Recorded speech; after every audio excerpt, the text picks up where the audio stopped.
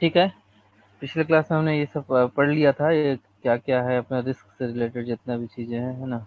Resumption of work, ये person withdrawal कैसे करना है, पर्सन को किसका क्या स्टैंडिंग ऑर्डर है, किसका क्या ड्यूटी है, ये सब हमने पिछले क्लास में पढ़ा। आज हम पढ़ेंगे इफेक्टिवनेस। इमरजेंसी प्लान के बारे में पढ़ा गया था कि उसमें क्या क्या रहेगा, क्या क्या लिखा रहेगा। तो उस इफेक्टिवनेस क्या है, कैसा है इमरजेंसी प्लान का इफेक्टिवनेस क्या है, ठीक है। इफेक्टिवनेस ऑफ इमरजेंसी प्लान, कैसे इमरजेंसी प्लान को आप इफेक्टिव बना सकते हैं, है ना। तो even the most careful preparation plan will develop flaws when put into practice, and only rehearsal can show them up for necessary correction। ठीक है। इसमें क्या बोला जा रहा है कि कोई एक बहुत ही ज्यादा प्रिपेयर किया गया है, केयरफुली प्रिपेयर किया गया है ना। कोई भी प्लान जितना भी केयरफुली प्रिपेयर कर लो, लेकिन उसमें कुछ ना कुछ क्या होता है, कमियां रहती हैं। ओके। तो उसको इफेक्टिव कैसे बनाया जाए, आप कितना भी केयरफुली किसी प्लान को प्रिपेयर करते हैं, बनाते हैं, लेकिन उसमें कहीं ना कुछ फ्लॉज रहता ही रहता है।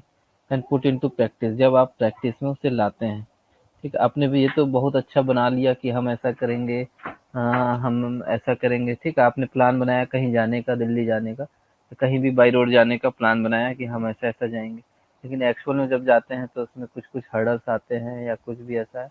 तो प्लान बनाना अलग चीज़ है, तो इसको प्रैक्टिस में लाएंगे तो कुछ ना कुछ उसमें कमियां निकलने लगती है ना।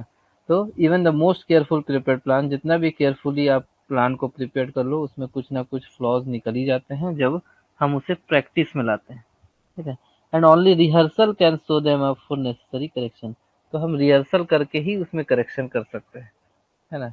जो भी है हम क्या करेंगे, रिहर्सल करेंगे, जितना ज़्यादा से ज़्यादा है उसको रिहर्सल करेंगे, नाटक करेंगे करने का, है ना। रिहर्सल करेंगे, बार बार प्रैक्टिस करेंगे, तो उसमें क्या होगा, मान लो एक्चुअल कंडीशन आएगा कुछ ऐसा कि इमरजेंसी माइंस में कुछ एक्सीडेंट वगैरह जो भी है, एक्चुअल कंडीशन आएगा, तो उस कंडीशन में भी आप रिहर्सल के अकॉर्डिंग काम करेंगे, तो प्लान के अकॉर्डिंग काम होगा।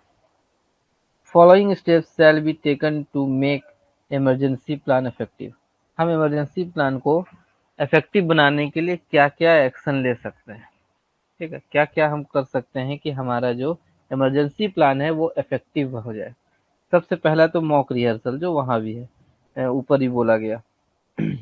Mock rehearsal shall be conducted once in every quarter, ठीक है। जितना आप मॉक रिहर्सल करेंगे, उतना आप क्या होगा, एक्चुअल कंडीशन में, एक्चुअल जब कुछ इमरजेंसी आएगा तो आप वहाँ अपना बेटर दे सकते हैं, ठीक है। तो mock rehearsal shall be conducted once in every quarter, हर 3 महीने में आप क्या करेंगे, एक मॉक रिहर्सल करेंगे।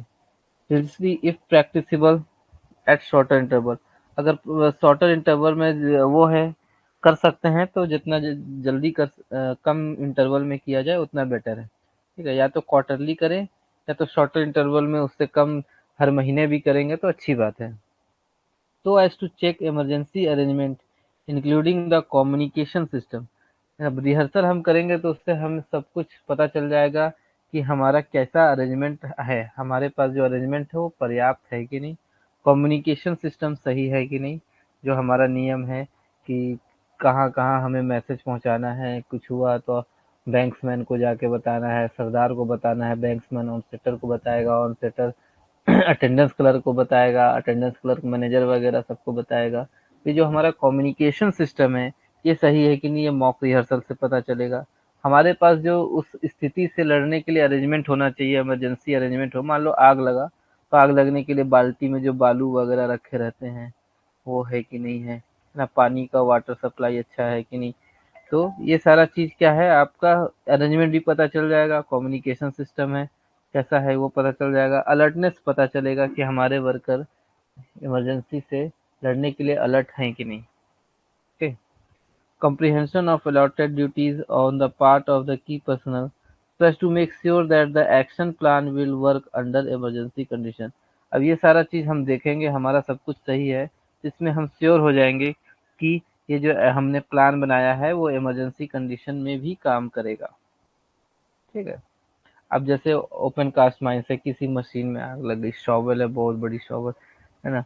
मान लो 10 क्यूबिक मीटर जो भी है, 42 क्यूबिक मीटर का शॉवल चल रहा है, अब उसमें क्या हुआ, आग लग गया।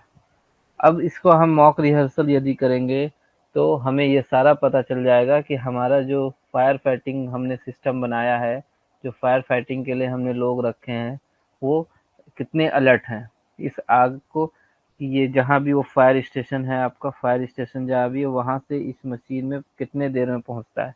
ओपन कास्ट में मेन दिक्कत यही है कि फायर फाइटिंग के लिए मशीन पहुँच ही नहीं पाता है टाइम पे, है ना। एक तो इनको जो फायर स्टेशन में जो टीम है, उनको यही पता नहीं रहती है कि कौन सी मशीन कहाँ चल रही है। वो पूरे माइंस में इधर उधर भटकते रहते हैं, फिर पता चलता है कि वहाँ चल रहा है ना। तो ये ओपन कास्ट की बात करें तो ये बहुत बड़ा फ्लॉज है कि ये फायर स्टेशन में जो टीम है, आजकल तो सीआईएसएफ वगैरह लगा दिया गया है इसमें भी, है ना। तो ये सीआईएसएफ टीम को पता ही नहीं रहता है कि कहाँ पास हमारा मशीन है, कहाँ जाना है। ओके, तो ये मॉक रिहर्सल बीच बीच में होते रहेगा, तो इनको भी पता रहेगा पूरे माइंस के बारे में कि कहाँ कहाँ मशीनें चल रही हैं। यदि आग लगा, कुछ लोकेशन बताया गया, तो आप सही लोकेशन तक पहुंच सकें। ठीक है, तो ये मॉक रिहर्सल से ये फायदा होता है कि हम कितने अलर्ट है, और जो हमने प्लान बनाया है वो इफेक्टिव काम करेगा कि नहीं इमरजेंसी केस में। Simulation exercise. Simulation exercise shall be done once at least in every year in order to check the emergency preparedness and deficiencies if any. ठीक है, जो सिमुलेशन जो होता है, जो एक्चुअल में कंडीशन लगता है, थ्री डी जो थ्री डी व्यूज वगैरह रहते हैं उसमें, है ना, तो वो भी आप थ्री डी व्यू करके भी उसमें एक्सरसाइज कर सकते हैं कि हाँ एक्चुअल कंडीशन आपको दिखेगा कि यहाँ आग वाग लग रहा है तो आप क्या क्या करेंगे। वो सारा चीज वो एडवांस टेक्नोलॉजी हो गया है ना, सारा चीज उसमें आप एक इमरजेंसी प्रिपेयर्डनेस आपको पता चल जाएगा, अब कितने प्रिपेयर्ड है और आपके अंदर क्या क्या कमियां हैं, ये सारा चीज आपके पता चल जाएगा। ओके, तीसरा है emergency plan shall be reviewed once in a year by ISO, internal safety organisation and DGMS. जो भी इमरजेंसी प्लान बनाया गया है वो किसके द्वारा रिव्यू किया जाएगा, आपके इंटरनल सेफ्टी ऑर्गेनाइजेशन के द्वारा रिव्यू किया जाएगा और डीजीएमएस के द्वारा रिव्यू किया जाएगा। And plan shall be updated as per suggestion, और जो भी प्लान है उनको अपडेट किया जाएगा, जो भी सजेशंस दिए गए हैं आईएसओ और डीजीएमएस के द्वारा, जो भी अगर सजेशन देंगे, है ना, या आईएसओ और डीजीएमएस की जो एक्सपर्ट टीम है, वो इस प्लान को देखकर कुछ ना कुछ सजेशन देगी कि आप में कुछ कमियां हैं, या कुछ भी कमी निकालेगा या कुछ और ऐड करने बोलेगा। तो जो भी सजेशन मिलेगा आईएसओ और डीजीएमएस को, उसको प्लान में अपडेट करने के लिए बोला गया है। उससे क्या होगा, हमारा प्लान और इफेक्टिव होगा। ट्रेनिंग एंड रीट्रेनिंग, जितना ज़्यादा हम ट्रेनिंग देंगे अपने वर्कर्स को, उतना प्लान इफेक्टिव होगा। Shall be imparted to all key person, जितने भी की पर्सन हैं, है ना, उनको क्या दिया जाएगा, ट्रेनिंग दिया जाएगा। To deal with emergent situations, defining their duties and responsibilities during emergency. जितने भी कई पर्सन हैं उनको ट्रेनिंग और रीट्रेनिंग दिया जाएगा, ताकि वो इमरजेंसी सिचुएशन से डील कर सके, उनको अपना ड्यूटीज एंड रिस्पॉन्सिबिलिटी पता हो कि इमरजेंसी में उनका ड्यूटी एंड रिस्पॉन्सिबिलिटी क्या है। Emergency escape route. Okay, mines के अंदर अंडरग्राउंड माइंस है, उसमें क्या है, पूरा अंधेरा रहता है। तो अपन क्या करेंगे, एक स्केप रूट को एरो से पहले से ही बना के रखेंगे, है ना। स्केप रूट बना के रखेंगे, साइन बोर्ड्स लगा के रखेंगे, ताकि इमरजेंसी केस में हमें पता हो कि रेगुलर जो आना जाना हो रहा है वो तो चलो ठीक है, वो सबको पता रहता है कि कहाँ से आ रहे हैं जा रहे हैं, लेकिन अंडरग्राउंड क्या होता है, भूल भुलैया रहता है। मान लो कोई नया है, बहुत मतलब उसको पूरा माइंस के बारे में नहीं पता है, तो वो क्या करेगा, भूल भुलैया में फंस जाएगा। इसलिए इमरजेंसी स्केप रूट बना सकते हैं आप, साइन बोर्ड बना सकते हैं, शुड बी जो भी इमरजेंसी स्केप रूट है वो marked below ground right up to face by fluorescent paint. Fluorescent paint क्या होता है, जो रात में चमकता है ना। तो जो भी है आप उसको फ्लोरेसेंट पेंट से क्या करेंगे, जो आपका स्केप रूट है, जो मेन रूट है वो तो चलो डेली आना जाना कर रहे हैं, स्केप रूट को आप फ्लोरोसेंट पेंट से कोई भी एक मार्क देकर उसको वो कर सकते हैं कि स्केप रूट को साइन बोर्ड वगैरह लगा सकते हैं कि ये आपका स्केप रूट है, और उसको फ्लोरोसेंट पेंट से साइन वो दे सकते हैं, साइन बोर्ड है ना, सॉरी क्या बोल रहा हूँ इमरजेंसी स्केप रूट को आप एक एरो साइन से दिखा सकते हैं कि हाँ यहाँ से आप जाएंगे तो इमरजेंसी स्केप रूट तक पहुंच जाएंगे। ठीक, training and retraining of all rescue train person. ठीक है, जो की पर्सन उनका ट्रेनिंग रिट्रेनिंग तो करना ही है, जो रेस्क्यू ट्रेन पर्सन है उनका भी क्या करना है, जो रेस्क्यू और अदर लाइफ सेविंग ऑपरेटर्स का यूज करते हैं उनको ऑपरेटर्स, रेस्क्यू ऑपरेटर्स और अदर लाइफ सेविंग ऑपरेटर्स का यूज करने को क्या है, ट्रेनिंग देना है, रिट्रेनिंग देना है। ओके, ताकि वो उससे जुड़ा रहे, जो ऑपरेटर्स वगैरह है उसको बार बार उससे ट्रेनिंग रिट्रेनिंग देंगे तो क्या रहेगा, उस ऑपरेटर्स को यूज करने में आसानी होगा उसे। Establishment and implementation of occupational health inputs into emergency plan। ठीक है, इमरजेंसी प्लान में क्या डालेंगे अपन, ऑक्यूपेशनल हेल्थ के बारे में भी सारा कुछ इमरजेंसी प्लान में लिखा रहेगा कि कहाँ कहाँ आपको हेल्थ में प्रॉब्लम हो सकता है इमरजेंसी के केस में ना। मान लो कार्बन मोनोऑक्साइड मिल गया तो उससे क्या क्या प्रॉब्लम हो सकता है, कुछ ऐसा गैस मिल गया तो क्या क्या, आग लगा तो उससे कौन कौन सी गैसेस निकलेंगे और उससे क्या आपके हेल्थ में इफेक्ट पड़ेगा, ये सारा चीज इमरजेंसी प्लान में भी लिखा रहेगा। To make the emergency plan really effective and meaningful, duties and responsibilities of some other important key persons and officials such as storekeeper, lamp room in charge, surveyor, doctor, welfare officer, canteen in charge, and security staff should be included in the standing order in order to make them accountable। ठीक है, ये सारे को भी बोला गया है, बहुत ही ज़्यादा इफेक्टिव बनाना है अपने इमरजेंसी प्लान को, बहुत ही ज़्यादा इफेक्टिव बनाना है। अगर आपको सही में मीनिंगफुल बनाना है तो उसमें इनको भी ऐड किया जाए। ड्यूटीज एंड रिस्पॉन्सिबिलिटीज जो माइनिंग स्टैट्यूटरी पर्सन और ऑफिशियल्स, माइन ऑफिशियल्स वगैरह थे, और की पर्सन जो थे, अटेंडेंस क्लर्क, ये सब जो थे, है ना, उनके अलावा इनको भी जोड़ने बोला गया है कि इनको भी जोड़ेंगे तो आपका इमरजेंसी प्लान जो है इफेक्टिव बनेगा। कौन कौन है आपके, store keeper, lamp room in charge, surveyor, doctor, welfare officer, इनका भी जिम्मेदारी बताया जाएगा कि यदि कुछ माइंस में इमरजेंसी होता है तो आपको क्या क्या स्टेप्स लेने हैं। Canteen in charge and security staff should be included in the standing order in order to make them accountable. The emergency plan, including the action plan and the duty card, should be kept constantly updated। जो भी आप emergency plan बना रहे हैं, इसमें action plan है, duty card वगैरह है, वो बीच बीच में क्या होना चाहिए, अपडेट होते रहना चाहिए। ठीक है, माइनिंग का कंडीशन क्या होता है, बदलते रहता है, जैसे जैसे हम आगे बढ़ते जाते हैं तो जैसा जैसा हमारे पास कंडीशन आते जाएगा वैसा वैसा क्या होगा, आपका वो एक्शन प्लान वगैरह जो इमरजेंसी प्लान है उसको अपडेट करते रहना चाहिए। उससे क्या होगा, आपका इमरजेंसी प्लान और इफेक्टिव होगा। The standing consultative committee as well as the key personnel should meet at regular intervals to keep themselves abreast with the mine working, including any changes therein, an action plan, and also to review the plan and preparedness।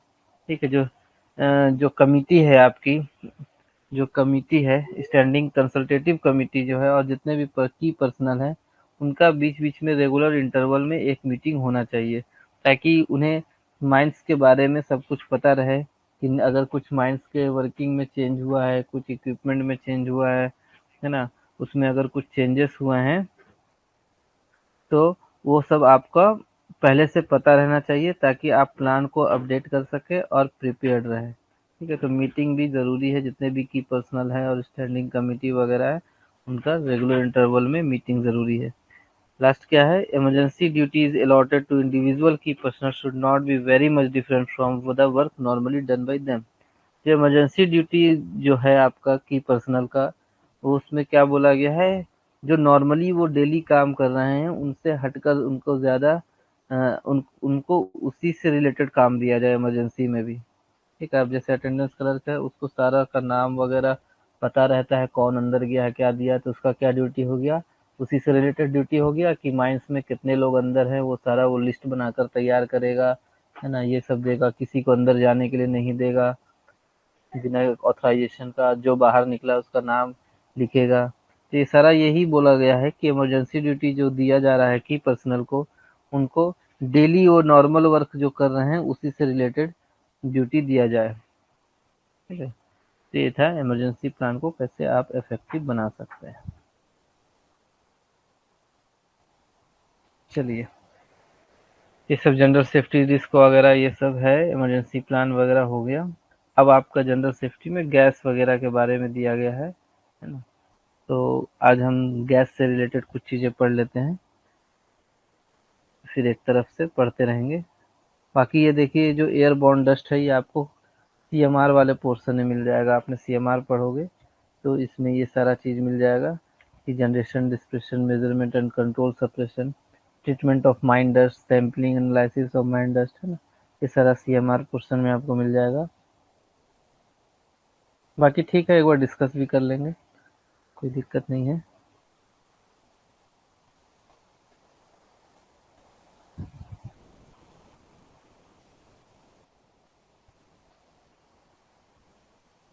Due diligence वगैरह हो गया। इसमें एक ये बचा, triggered action response plan, है ना? टैर्प। अभी तक हमने वो पढ़ा था, टेक रिस्पॉन्सिबिलिटी वाला पढ़ा था, ट्रैप पढ़ा था। तो ये टार्प आ गया ना, इसको फिर अगले क्लास में देख लेंगे, ट्रिगर्ड एक्शन रिस्पॉन्स प्लान। ठीक है, आज हम थोड़ा ये हमारे पास अवेलेबल है तो इसको आज हम ये पढ़ लेते हैं। क्या ऑक्यूपेशन, ये जो गैस है हमारे माइंड्स में, जो गैस पाए जाते हैं, ये mine gases and their psychological effects. ठीक है, माइंड गैसेस और देयर साइकोलॉजिकल इफेक्ट्स को आज पढ़ लेते हैं, बाकी एक तरफ से कल हम पढ़ते रहेंगे।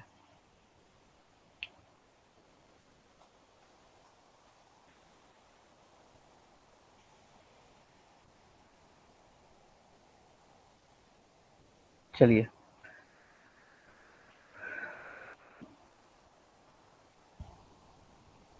ये टीएलवी का फुल फॉर्म क्या है? थ्रेशोल्ड लिमिट वैल्यू, है ना? टीएलवी जो लिखा हुआ आपको यहाँ दिख रहा है वो क्या? थ्रेशोल्ड लिमिट, मतलब जो भी गैस है उसका एक लिमिट रहेगा कि कितने, परमिसिबल लिमिट बोल सकते हैं। थ्रेशोल्ड लिमिट वैल्यू को आप परमिसिबल लिमिट बोल सकते हैं कि कितने लिमिट तक वो परमिसेबल है हमारे माइंड में। ओके, फिर टाइम वेटेड एवरेज जो है, टी डब्ल्यू ए का फुल फॉर्म क्या हो गया? Time weighted average.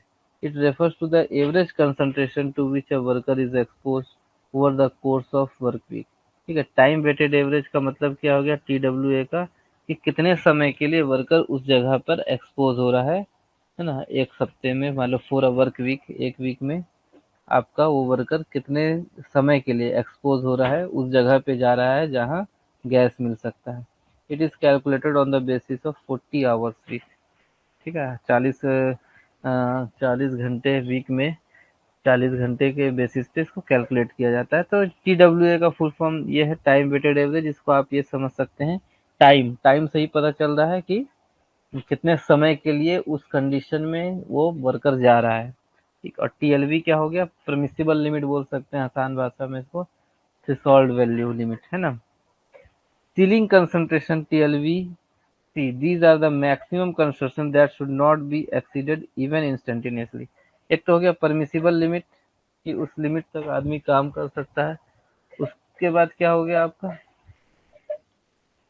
Permissible limit हो गया जहां तक वो काम कर सकता है। और एक और हो गया सीलिंग कंसंट्रेशन। सीलिंग कंसंट्रेशन में क्या होगा कि इसके आगे तक बिल्कुल नहीं करना है। ठीक है, मैक्सिमम कंसंट्रेशन जो अलाउ रहता है वो हो गया आपका सीलिंग कंसंट्रेशन। ठीक, चलिए देखते हैं। पहला गैस क्या है आपका? Carbon monoxide. कार्बन मोनोऑक्साइड क्या है? एक जहरीला गैस है। इससे कहाँ से निकलता है वो ये देखते हैं पहले। सोर्स क्या है कार्बन मोनोऑक्साइड का? सोर्स क्या है? Carbon monoxide result from incomplete combustion of organic carbon based material. ये कार्बन बेस्ड मटेरियल जो भी है, जैसे हमारा कोयला भी क्या है? एक कार्बन बेस्ड मटेरियल है। जब उसका इनकम्प्लीट कंबशन होता है, वो अच्छे से जब जलता नहीं है, तो उस इनकम्प्लीट कंबशन हुआ जब, अच्छे से वो जला नहीं, तो उससे क्या होता है? कौन सा गैस निकलता है? Carbon monoxide. The principal cause of its formation are mine fires and coal dust exposure. Mainly carbon di monoxide जो है वो आपके माइंस में कहाँ से मिलते हैं? माइंस में यदि कोई आग लगता है, ठीक है, माइन फायर्स, कुछ आग लग गया तो वहां से कार्बन मोनोऑक्साइड मिलेगा आपको। और कोल डस्ट एक्सप्लोजन यदि होता है तो उसके बाद कौन सा गैस मिलेगा उस जगह पे आपको?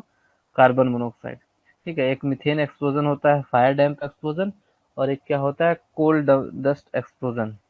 कोल डस्ट एक्सप्लोजन के बाद भी आपको क्या मिलेगा? कार्बन मोनोऑक्साइड मिलेगा। और माइंस में यदि कहीं आग लगा हुआ है तो उस जगह से भी क्या मिलेगा आपको? कार्बन मोनोऑक्साइड मिलेगा। तो माइंस में कार्बन मोनोऑक्साइड मेनली यहाँ से आता है, आग जो लगता है उसी से आपको क्या बोलेंगे, कार्बन मोनोऑक्साइड निकलता है। तो इसका जो थ्रेशोल्ड लिमिट वैल्यू है, जिसको अपन परमिसिबल लिमिट भी बोलते हैं, वो क्या है, 50 ppm। ठीक है, 50 ppm आपका क्या है, थ्रेशोल्ड लिमिट वैल्यू। इसको अगर 1000 से डिवाइड करेंगे 0.005, सॉरी अगर इसको परसेंट में पूछा गया, आपका यही सारे क्वेश्चंस आते हैं इस टॉपिक से, यही सारे क्वेश्चन आते हैं कि कार्बन मोनोऑक्साइड का परमिसिबल लिमिट क्या है, कार्बन डाइऑक्साइड का परमिसिबल लिमिट क्या है, या तो पीपीएम में पूछ देगा या परसेंट में पूछ देगा। ठीक है, तो 50 है तो 00। आप ऐसे याद कर सकते हैं, पीपीएम को परसेंट में कन्वर्ट करने के लिए ऐसे याद कर सकते हैं, मान लो 5 पीपीएम होता, ठीक है, 5 पीपीएम होता तो क्या होता, 000 होता है ना, 5 पीपीएम होता।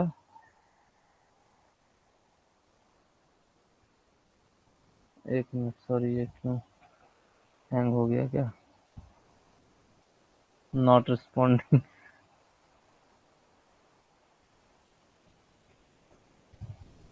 ठीक, 5 पीपीएम होता तो इसको कैसे हम कन्वर्ट करते, 0.0005।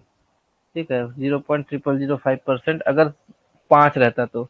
वहीं देखो, इसको बस याद रखिए, बाकी सब कन्वर्ट हो जाएगा। कभी कभी क्वेश्चन ये भी आ जाता है कि आपका 5 पीपीएम परसेंट में कितना होगा, ठीक है, या 50 पीपीएम का परसेंट में कितना होगा, तो आप इसको ऐसे कन्वर्ट कर सकते हैं।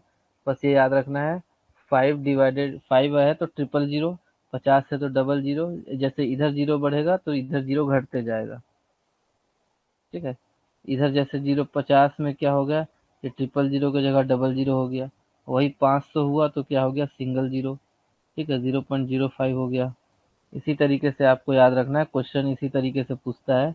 या तो पूछेगा कि कार्बन मोनोऑक्साइड का परमिसिबल लिमिट कितना है, तो 50 पीपीएम याद रखना है। और अगर परसेंट पूछ दिया तो एक जीरो यहाँ है तो 000 की जगह क्या हो जाएगा, 00, है ना। मान लो 5 पीपीएम में क्या होता है, 0.0005। ठीक, अब यही 50 हो गया तो 0.005, यही 500 हो गया तो 0.05, 5000 हो गया तो 0.5। इस तरीके से अपन कन्वर्ट करते हैं परसेंट में। ठीक, ये क्लियर रखिएगा। हाँ, तो कार्बन मोनोऑक्साइड का क्या हो गया, 50 पीपीएम, और परसेंट में यदि देखें तो 0.005%। ठीक, और सीलिंग क्या है, जो मैक्सिमम तक चल जाएगा, 200 तक आपका मैक्सिमम है कि ठीक है, यहाँ परमिसिबल है कि 50% से ज़्यादा, सॉरी 50 पीपीएम से ज़्यादा हुआ तो आप क्या प्रिकॉशन लेना चालू कर देंगे। लेकिन 200 पीपीएम हो गया तो बिल्कुल वहाँ काम को बंद कर देना है। ठीक है, तो ये क्या है, टीएलवी क्या है, जिसको परमिसिबल लिमिट बोलते हैं, परमिसिबल लिमिट बोलते हैं, वहां तक आप काम, वहां से आप प्रिकॉशन लेना चालू कर देंगे। और जहां आपका ये 200 पीपीएम हो गया तो वहां तो काम बिल्कुल नहीं करना। ठीक है, देखिए यहाँ 20 आ गया तो उसको कन्वर्ट किए परसेंट में तो कितना लिखा है, 0.02%। ठीक है, और एक्सप्लोसिव रेंज यदि देखें तो कार्बन मोनोऑक्साइड भी क्या है, आपका एक्सप्लोसिव गैस है। बहुत ही ज़्यादा मात्रा में अगर पाया जाएगा, 12.5% से 74% यदि पाया जाएगा तो ये क्या है, एक्सप्लोसिव गैस है। मतलब इसको आप को अच्छा खासा फ्लेम मिल गया तो ये क्या हो सकता है, ब्लास्ट हो सकता है। जैसे आपका मीथेन गैस ब्लास्ट होता है ना, एक्सप्लोजन होता है, उसी तरीके से कार्बन मोनोऑक्साइड भी एक्सप्लोजन हो सकता है यदि इस मात्रा में क्या मिला आपको, गैस मिल गया तो। ठीक है, तो कार्बन मोनोऑक्साइड ये भी पूछ सकता है, कार्बन मोनोऑक्साइड एक्सप्लोसिव गैस भी है कि नहीं। वो एक्सप्लोसिव गैस भी है लेकिन उसका कुछ परसेंट है। देखिए 0.05 में ही इंसान को, मतलब इतना में तो ये जिंदा ही नहीं रहेगा, ये जहरीला गैस है। 12% में तो इंसान वहाँ रह ही नहीं पाएगा, इसलिए इसका एक्सप्लोसिव रेंज को उतना ध्यान नहीं दिया जाता है, क्योंकि जो हमारा ह्यूमन बॉडी है वो इतना जहरीला गैस सही नहीं पाएगा। हाँ, माइंस बंद है वहाँ, ये हो गया और उसको आग मिल गया तो वहाँ एक्सप्लोसिव एक्सप्लोजन हो सकता है। ठीक है, तो ये एक्सप्लोसिव रेंज क्या है, 12.5 से 74 से 12.5 टू 74% इसका एक्सप्लोसिव रेंज है। ये भी क्वेश्चन पूछ सकता है आपका कि कार्बन मोनोऑक्साइड का एक्सप्लोसिव रेंज क्या है। सोर्स तो हमने बताया कि इनकम्प्लीट कंबशन होता है जब ऑर्गेनिक कार्बन बेस्ड मटेरियल का जब इनकम्प्लीट कंबशन होता है तो वहां से कार्बन मोनोऑक्साइड निकलता है। ज़्यादातर आग कहीं माइंस में लगा हुआ है तो वहाँ कार्बन मोनोऑक्साइड पाया जाता है। ठीक। अब देखो जो ह्यूमन बॉडी को कैसे साइकोलॉजिकल इफेक्ट करता है, ठीक है, कार्बन मोनोऑक्साइड पॉइजनिंग जो है, कैसे जहरीला गैस है, वो कैसे कैसे हमारे ह्यूमन बॉडी को इफेक्ट करता है, वो यहाँ लिखा हुआ है। ठीक है, 200 ppm जो हमारा मैक्सिमम लिमिट है, जिसके बाद काम बंद कर देना है, वहां से चालू किया गया है कि जब 200 ppm होगा तो क्या होगा, स्लाइट हेडेक होगा, सर दर्द चालू होगा, टायर्डनेस, थकान लगेगा, ठीक है, डिजीनेस मतलब एकदम अजीब लगने लगेगा, इंसान घबराहट टाइप बोल सकते हैं, छटपटाहट होगा, है ना। और क्या है, नोजिया, आपका नाक बहने लगेगा आफ्टर 2 to 3 आवर्स। यदि 200 ppm में कार्बन मोनोऑक्साइड पाया जाता है तो ये आपके बॉडी में सिम्टम्स दिखेंगे 2 से 3 घंटे के बाद। मतलब आपने कार्बन मोनोऑक्साइड ले लिया और 2 से 3 घंटे के बाद आपको ऐसा लगने लगेगा, सर दर्द लगेगा, टायर्डनेस लगेगा, डिजीनेस लगेगा, नोजिया लगेगा। यदि 400 ppm कंसंट्रेशन हो गया, वहाँ कार्बन मोनोऑक्साइड का कंसंट्रेशन कितना हो गया, 400 ppm, तो फ्रंटल हेडेक, आगे माथा की तरफ क्या होगा आपका, फ्रंटल है ना, फ्रंटल मतलब सामने की तरफ, सामने की तरफ हेडेक होगा 1 से 2 घंटा के अंदर, और लाइफ थ्रेटनिंग आफ्टर 3 आवर्स, और 3 घंटे के बाद आपके लाइफ को खतरा होगा। 800 ppm हो गया तो dizziness, nausea and conversion with in 45 minutes. ठीक है, 45 मिनट के अंदर क्या होगा आपका, डिजीनेस होगा, नौसिया होगा 45 मिनट के अंदर अंदर। और दो क्या हो गया, आपका कार्बन मोनोऑक्साइड का कंसंट्रेशन बढ़ गया है, तो इसमें आप बेहोश हो जाएंगे, अनकॉन्सियसनेस विद इन 2 आवर्स, 2 घंटे के अंदर आप बेहोश हो जाएंगे, और 2 से 3 घंटे के अंदर क्या हो जाएगा, डेथ हो जाएगा। ठीक है। और क्या है, अगर 1600 ppm हो गया तो हेडेक, डिजीनेस, नौसिया 20 मिनट के अंदर, मतलब देखिए कंसंट्रेशन बढ़ते जा रहा है तो जो वो है टाइम घटते जा रहा है ना, कि जल्दी आपको बॉडी में इफेक्ट करेगा। कंसंट्रेशन 1600 हो गया, यहाँ क्या हो रहा था, 2-3 घंटे बाद आपके बॉडी में इफेक्ट कर रहा था, है ना। यहाँ वो 1 से 2 घंटे में ही बॉडी में इफेक्ट कर रहा था, यहाँ 2 घंटे बाद अनकॉन्सियसनेस हो जा रहा था, 45 मिनट के बाद आपके बॉडी में इफेक्ट करना चालू हो गया। अब क्या हुआ, 20 मिनट के बाद ही आपको हेडेक चालू हो जाएगा, डिजीनेस चालू हो जाएगा, नोजिया चालू हो जाएगा, यदि यहाँ कंसंट्रेशन 1600 बढ़ गया तो। और 1 घंटे के अंदर क्या हो जाएगा, डेथ हो जाएगा। अब 3200 हो गया तो headache, dizziness, nausea with in 5 to 10 minutes and death with in 30 minutes. ठीक है, 5 से 10 मिनट के अंदर ही आपको बॉडी में इफेक्ट होना चालू हो जाएगा यदि 3200 कंसंट्रेशन हो गया तो। और 30 मिनट के अंदर क्या हो जाएगा, डेथ हो जाएगा। और यदि 6400 हो गया आपका कंसंट्रेशन, तो इस केस में देखिए क्या है, 1 से 2 मिनट के अंदर हमारे बॉडी में इफेक्ट चालू हो जाएगा, हेडेक वगैरह, डिजीनेस, नोसिया जो ऊपर हो रहा है, 1 से 2 मिनट के अंदर ही। और डेथ क्या हो जाएगा, 10 से 15 मिनट के अंदर डेथ हो जाएगा। ठीक है, वो जहरीला गैस है कार्बन मोनोऑक्साइड। तो ये जैसे जैसे कंसंट्रेशन आपका बढ़ रहा है, आप देखेंगे कि जैसे जैसे आपका कंसंट्रेशन बढ़ते जा रहा है, वैसे ही क्या है, आपका यहाँ बॉडी में इफेक्ट भी,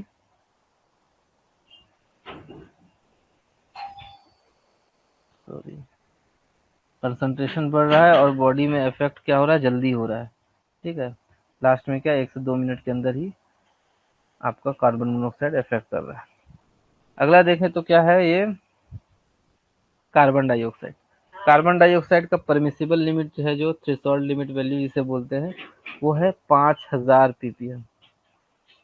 ठीक है, 5000 ppm, जिसको आप परसेंट में देखेंगे तो क्या हो गया, 0.5%।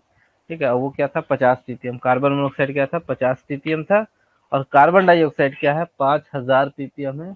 यदि परसेंट में देखेंगे तो 0.5% ही आपका कार्बन डाइऑक्साइड 0.5% रहा तो दिक्कत है, परमिसिबल लिमिट है ना, मतलब आपके माइंड्स में 0.5% तक कार्बन डाइऑक्साइड चल जाएगा, उसके बाद आपको प्रिकॉशन लेना चालू हो जाएगा। और सीलिंग किया गया है जो मैक्सिमम कंसंट्रेशन 1.5%।